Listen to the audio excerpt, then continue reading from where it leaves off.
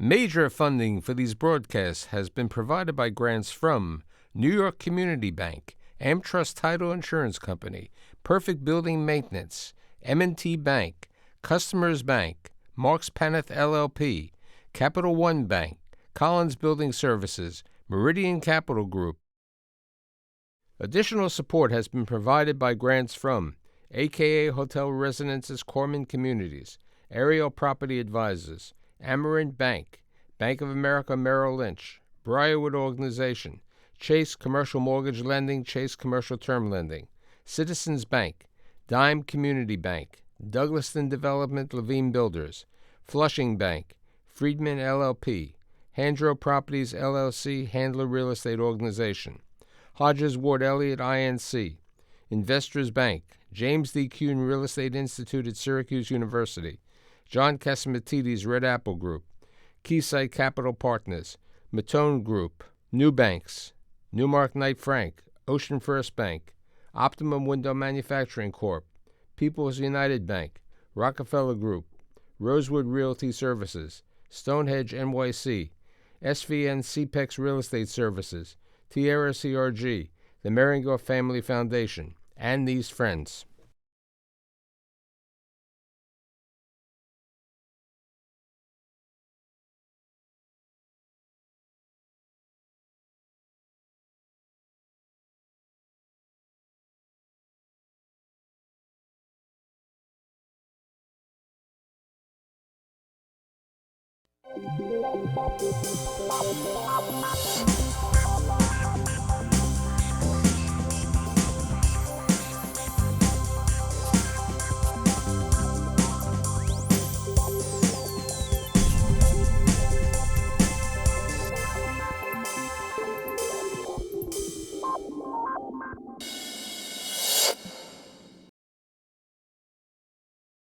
Welcome to the AmTrust Title webinar on the office market today. My name is Michael Stoller, the host of the Stoller Report. I have 5 very interesting individuals, a couple of owners, and a couple of prominent brokers today on the webinar. My guests include Bill Elder, Senior Executive Vice President, RXR Realty, Eric Garau, Principal at GFP Real Estate, Rob Lapidus, Chief Investment Officer, co-founder at L&L Holdings, Bruce Mosler, Chairman Global Brokerage, Cushman & Wakefield, Steve Siegel, Chairman Global Brokerage at CBRE. So as I was saying to you before we began, there was a quote in a couple of newspapers saying that this is the end of the office market as we know it. Is that true? What's your thoughts about that comment? My thoughts about that comment is I've heard it in my career probably a half a dozen times. And it may be a new market for some period of time, but this country and the world as a whole has a resiliency. And I guess it depends on what happens with this COVID-19 going forward. Does it become other iterations? And are we going to deal with this for an extended period of time beyond now? But as the office space is concerned, there'll be social distancing. There'll be a lot of changes, maybe even resulting in more space needed. People are going to work from home until they find out there's not the kind of productivity that they get now because we have to work from home. And I think it'll return to some level of normal operating. Maybe we won't be hugging and kissing and shaking hands all the time for a while, but even that will return. But when is the only question. Bruce, you wanted to throw your 2 cents in? Yeah, look, I think Steve really covered the topic well, but I'd like to give your viewers a little perspective. Post 9/11, people said that they would not go back downtown. They said that people wouldn't occupy high-rise towers. People said that they wouldn't do tower floors. We have the benefit of 2020 hindsight. We know that the most valuable real estate, some of the most valuable real estate in all the world is downtown, and everybody's gone back to occupying high-rise towers. We should look at this in near-term, mid-term, and long-term phases so that we get it right. And that's, by the way, what the Cushman & Wakefield playbook does. In the near term, we're going to have a new normal, and the new normal is going to have social distancing. And whether it's the 6-foot office that becomes the norm, where we will see additional office space taken, probably offset by the ability to work from home, till we get the vaccine, the new normal is going to have a combination of those things. In the midterm, just as post 9/11, we had some takeaways. What were some of those takeaways? We hardened assets, we saw resiliency, we saw redundancy, we saw some dispersion.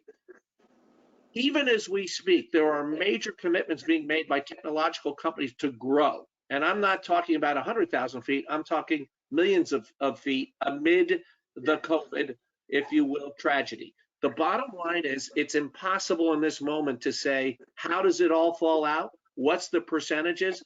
But one can assume, as Steve said, and I want to reiterate, New York is resilient. The talent pool is in New York. The ability to grow a company with the required talent means you've got to be in a city like New York.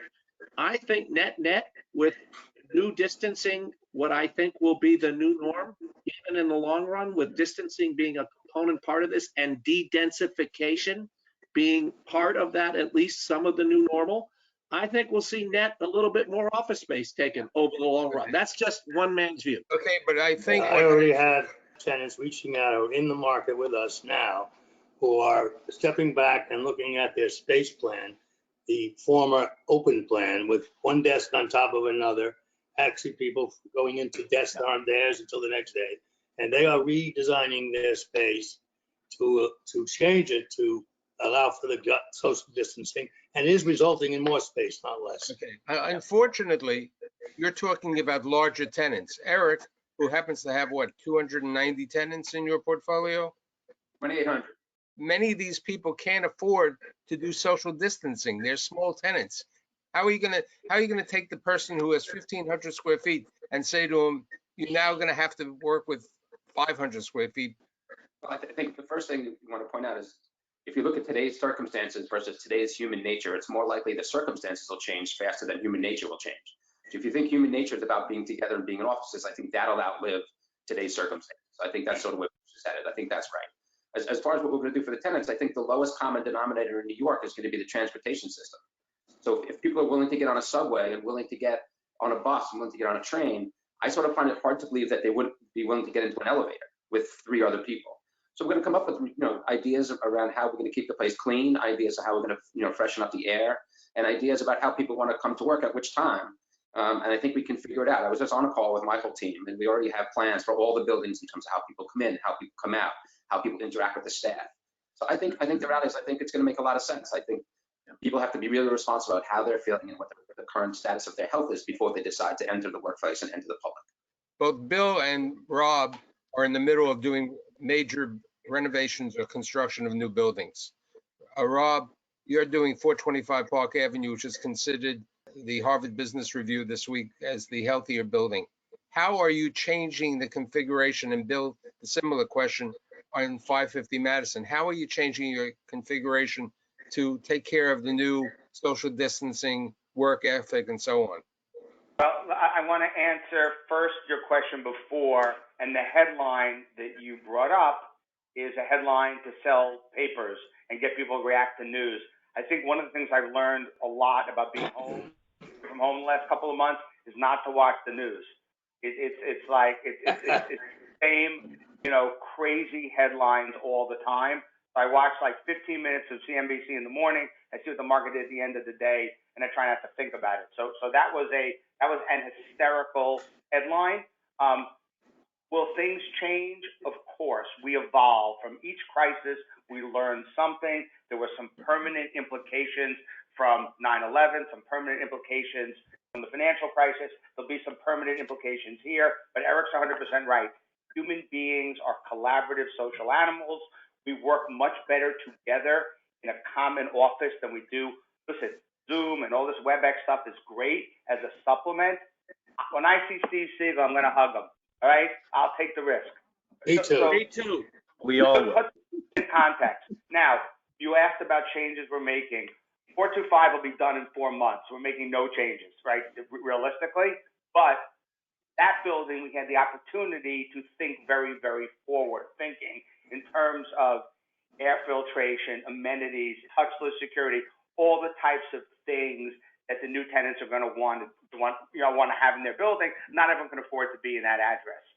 I think one of the challenges for Bill and Eric and all of us in this industry are going to be okay with the 450 million square feet in New York, and let's just say 350 million of it is old, whatever that means, right? The 1980s vintage, 50s, turn of the century.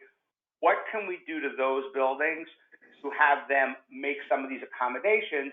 And we've all seen this, the sort of bifurcation of commodity real estate versus specialty real estate, new real estate, things with amenities, re-energized buildings.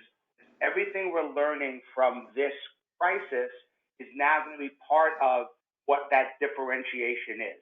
And so I know we'll be thinking about, we haven't finished, we haven't started building terminal.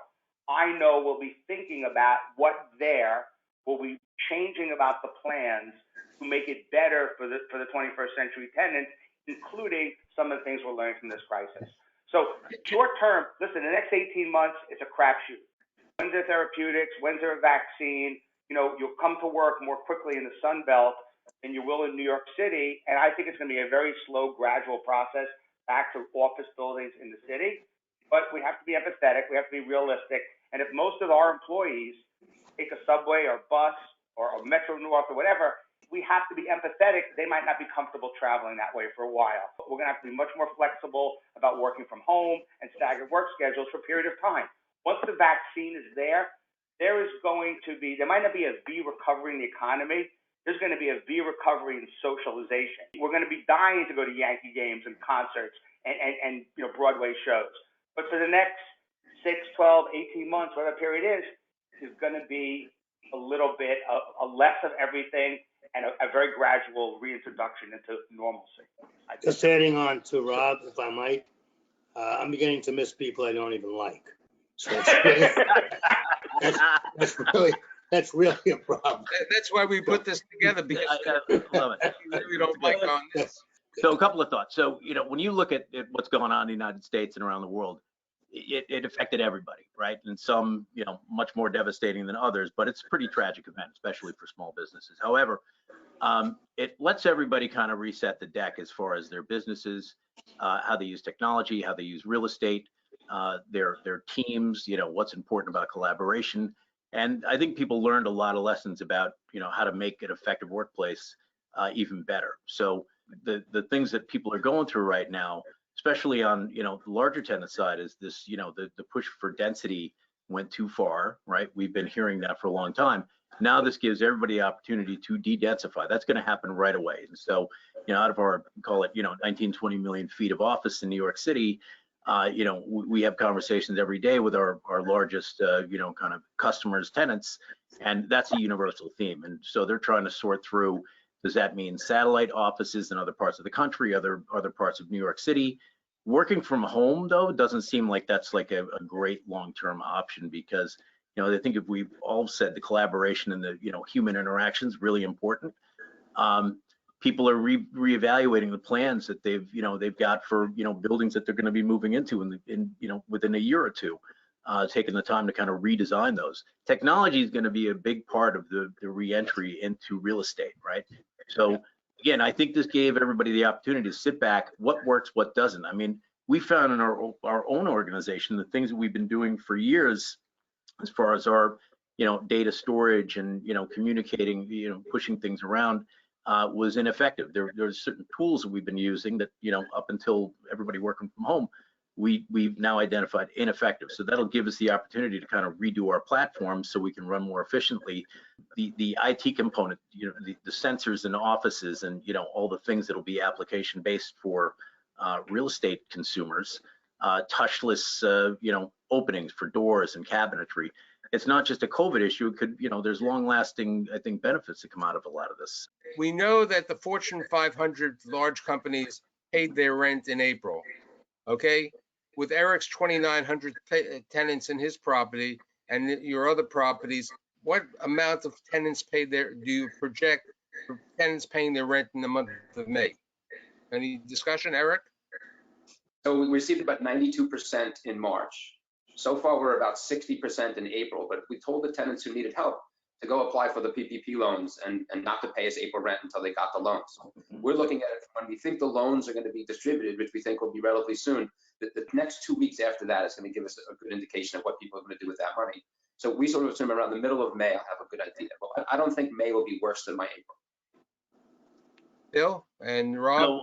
So for April, we're about 93% right now. I just think because of some timing, we'll probably be at like 95-ish. I mean, we're at the end of April, but some tenants traditionally pay late. Eric brought up an interesting point. The whole application for, the relief packages, really complicated. The banks have been, largely accepting only their customers. We've actually set up some guidelines and help. We've hosted a couple of webinars.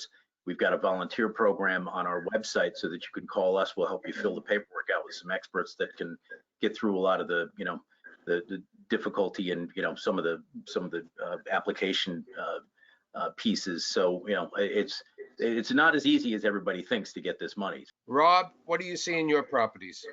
So our properties and our tenant profiles probably more similar to Bill's and Eric's. We had a little over 90% rent collections in April. I think retail was about 63, 65%. I think it will get a little worse in May. It just feels that way. I mean, JP Morgan and Bank of America and Tiffany will pay their rent. Not sure about the law firms and others who may use this as an opportunity to try to renegotiate. I spent time on the phone today with someone from asset management and one of my in-house attorneys talking about default notices. And I said, I want our default notices to be reflective of our culture and to show empathy, right? If you're a great tenant, no boo, and you're a world-class organization and you have no customers and no revenue for a period of time, you can't just sit there and say, pay me the rent, too bad. So even though the first initial wave of default notices went out in our normal course, now everything's being tailored more specifically with a view towards our culture and the way we want to treat our tenants. And we have to be empathetic. And so I think that is the biggest notion here that we all have to remind ourselves. The world's not coming to an end. We've all lived through many cycles where, oh my God, everyone's hair's on fire, it's all bad. I do know if we're sitting here 18 months or 2 years from now, we're going to all be back in our normal rhythm mode. How you treat people in a crisis, I think, is really reflective of sort of who you are. And we were talking about it earlier before we were on the program about people in need today. Have to think about those who are less fortunate than us. Everyone on this call, fortunately, has no worries about roofs over their head, eating. But I'm involved with a lot of nonprofits. I mean, oh my God, the amount of food pantries that have closed down, increase of homelessness. Every single charity is really hurting right now. So I like that because it gives me some perspective that, yes, I might have lost some money over the last 2 months. Okay, big deal. We'll have time to earn it back. And so anyway, I think we as New Yorkers, and we're tough and we're resilient, and we'll come back. And everyone on this call is really a problem solver and a leader. I think that's what we need to do in times like this. If somebody comes to you, a small law firm or a medium-sized tenant, and says to you, I really need this deferral, what are you doing with regard to deferral? How long and how are you deferring the payment? Are you adding it on to later on to the lease? Are you adding terms? Are you using security deposits? What are you doing with regard to deferrals? Yes. So Eric's ownership, if his family has all the equity in the deal, it's an easier conversation than Bill's ownership, my ownership. We have institutional partners. We all have lenders. So like, I can't say to my tenant, no problem, do this. We need to talk to our institutional partners. We need to talk to our lenders. There's a process to go through. My view is very simple. If you're trying to game the system, I really have, no pity for you. Pay your rent and shut up. If you've been a good, upstanding tenant, you're falling on hard times based upon things completely outside of control, we're 100% going to work with you. What does that mean? It depends. If you ask for 3 months of rent abatement or deferral, put it in and adding it, up to the next 12 months or something, it's easy. if you're a restaurant and you might be closed for 12 months, it's a different story. Or I think we all have to make the assessment. Eric probably has to do it more than Bill and I do. Is this tenant going to survive? Some tenants in your portfolio, you might make the assessment, you're not going to survive. And you have to say to them, I'm taking a security deposit, see you later. So it's a combination of all that. We have done mostly up till now, the tenants have needed it, some form of deferral. People have usually asked, it's been months, it's been a few months, and then it's been added on some way, somehow to the rent. That's the general answer, but I think it's building by building and tenant by tenant because there's such different issues. I think it's critical, build tenant by tenant. It's not so much building by building, in my opinion. It's tenant by tenant. And what Rob said, to me, is a big concern. If a tenant, in some instances, does not get a deferral, who's warranted, justified, needs it, let's put it that way. If it's warranted or not is in the eyes of the beholder, but it's needed. That tenant doesn't get it, that tenant is going to go. I don't think it's something to be so, I don't know if the word's cavalier about. If enough of them go, it could be a ripple effect. I'm watching that type of thing happen in the restaurant business. You mentioned restaurants. I was going to ask you, Rob, about your restaurant. I have a restaurant, as you know, down in the village, or some of you know, and we're going through a fierce battle to get relief. If we don't get relief, what happens? You get my restaurant, there's an empty retail space. That city needs that like a hole in the head. And there are thousands of restaurants in that same position. And I feel the landlords have an issue too. They have mortgages to pay, they have people they employ, and if they stop getting rent streams, the answer is no answer. I don't know how we deal with it. I know I'm negotiating my deal, that's separate, but I look at all these restaurants, I think several thousand will not open again. By the way, I hope, Steve, that that's not right, but unfortunately, I fear that you may be right. But Michael, if we could, I think there's a part of the dialogue here that Rob touched on earlier and Bill touched on and Steve as well as Eric, that I think we need to come back to, because we really need to look at this as a unique, there's nothing that is as tragic as 9/11 was, as difficult as the 08-09 Great Recession was. This is yet a new experience and a different experience for this city. And we really do have to look at this as a near term, midterm, long term, what's going to happen. And some of the things that we began to touch upon, I think, are really important points. We talked about technology. And in fact, we're going to see the use of technology accelerated at a rate of change now that we never thought possible. Yeah. Faceless recognition, voice technology for elevators, everything like this to reduce the person-to-person contact, to eliminate, I think, the risk of spread of this or future viruses is now going to be a component part of what we think about as best practice for every building, and including filtration systems. And Rob touched on this, but I think it's important to understand new buildings and old buildings, there's no difference in terms of, there are slight differences. Let me say, for those who've redeveloped and have all new systems, that's an outstanding advantage. But let me be very clear, old buildings that upgrade to the MERV 13, I think that's the newest, perhaps most sought after filtration system right now. That's just a filter change. Those things can be done, and old buildings are just as viable, just as acceptable, going to be able to meet best practices in a meaningful way. So we shouldn't, I think, create stock, classification in this city. Owners are going to upgrade the systems. Air filtration is going to be at the top of the list. They're going to do those things. They're going to deal with all the things you have to do to create less traffic in your lobby, how the protocols for cleaning change. I think those protocols for cleaning change are going to be part of the future. And the question is going to be, ultimately, what's your base year? Who pays for it? Those are discussions we'll have down the road. But this pandemic has accelerated the rate of change and probably will create more permanent change other than how you office. And I just want to leave your viewers with one comment. You create a culture, you create a brand, you create loyalty by coming together in the office. You problem solve, you have breakthroughs, you create strategy by coming together in the office. So yes, Home officing will be a part of the future. There's no question. Hot desking, benching, de-densification, those are things that are going, or the densification process, that's probably at an end.